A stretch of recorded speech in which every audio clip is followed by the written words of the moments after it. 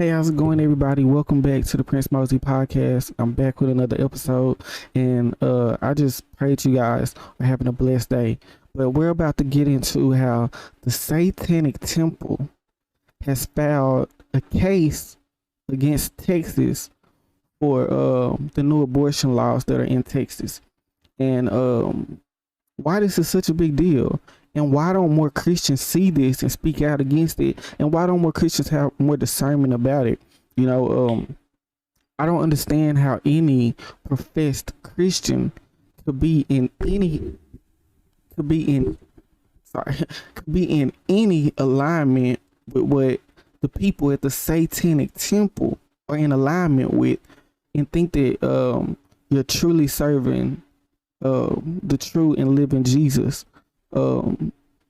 So this is something I want to look at. It's about a week old, but I wanted to give my perspective on it from more of a spiritual standpoint and more of a biblical standpoint, because I've seen a couple people do videos about it, but they didn't really go into detail about it like this. So we're about to go into detail about it. So you guys stay right there. And I'm going nowhere. So this is the Satanic Temple's webpage. Yeah, we're on their webpage because they made a webpage about them suing Texas for the abortion law. The Satanic Temple versus Texas. The Satanic Temple sues Texas for abortion restrictions that impede the Satanic Temple's religious abortion ritual. I literally told y'all in my other video that this is idol worship. This is pagan. This is not Christian at all. No professing Christian should be in alignment with this. They're literally telling you that this is a part of their religion to abort children, because they know on a spiritual level that this is child sacrifice to false idols.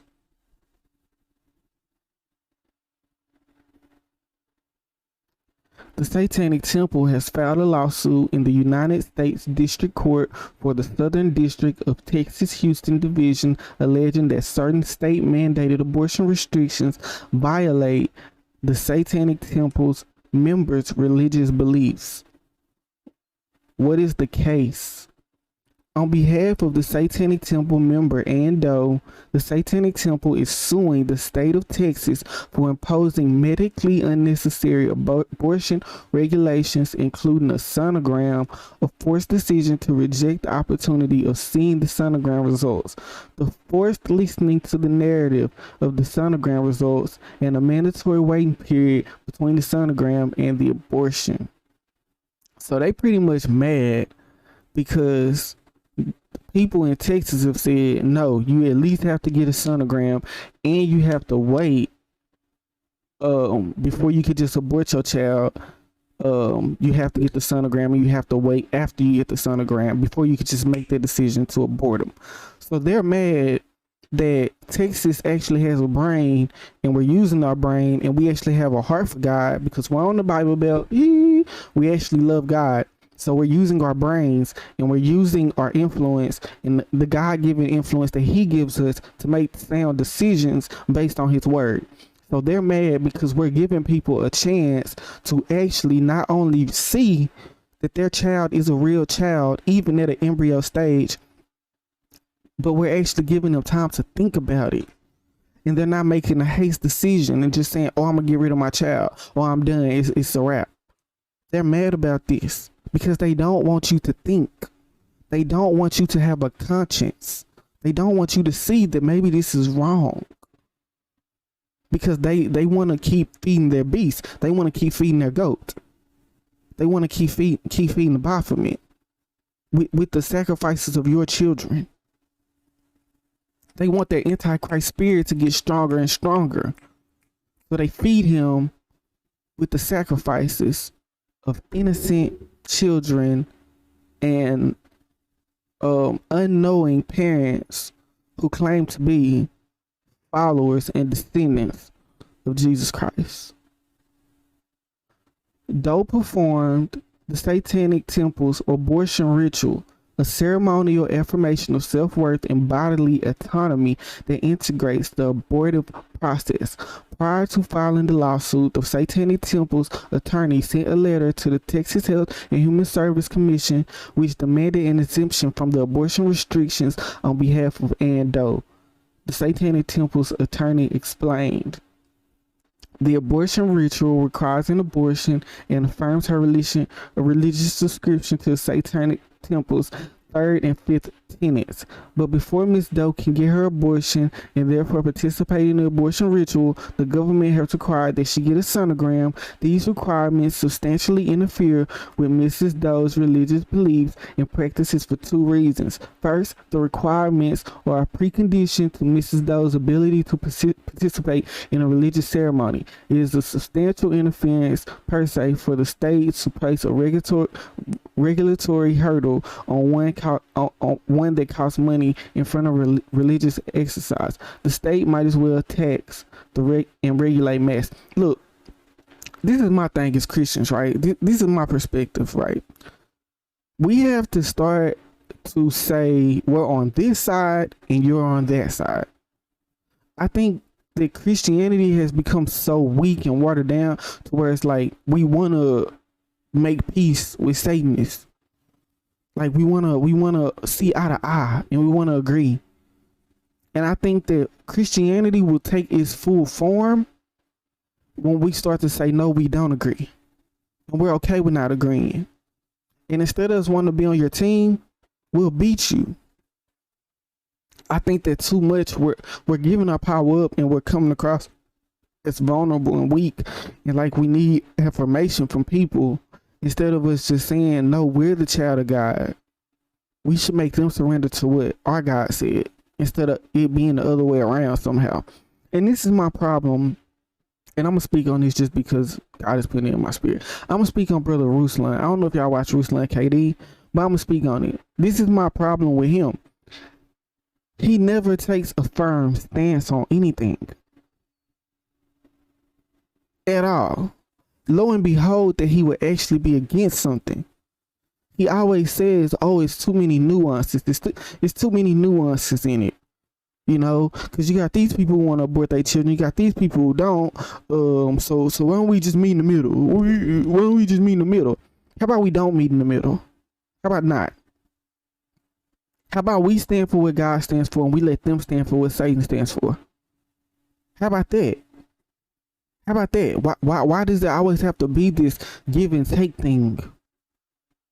You're conforming. You're selling out. And that's why I've had to cut back on my listening to him and watching him and believing him. He says a lot of good stuff, and I feel like that's what a lot of false teachers do. They say a lot of good stuff. They say 80% right, but the other 20% is what can send you to hell, or make you sell out, or make you conform. You know what I'm saying? It makes you change who God really created you to be. And my thing is that why can't they feel their way about it and stand on it, be strong about it? We don't care, whatever. And we feel our way about it and stand on it and be strong about it. Why do we have to conform? Why do we have to meet in the middle? There is no middle. We don't think that killing children is okay at all. And it's not going to change. We're not going to change our mind about it. And anybody who is in the middle, Jesus said, if you're lukewarm, I will spit you out of my mouth. Bye. We don't need that. We don't need no weak Christians over here. We trying to win. You know what I'm saying? So I'm going to give y'all a Bible verse before I go.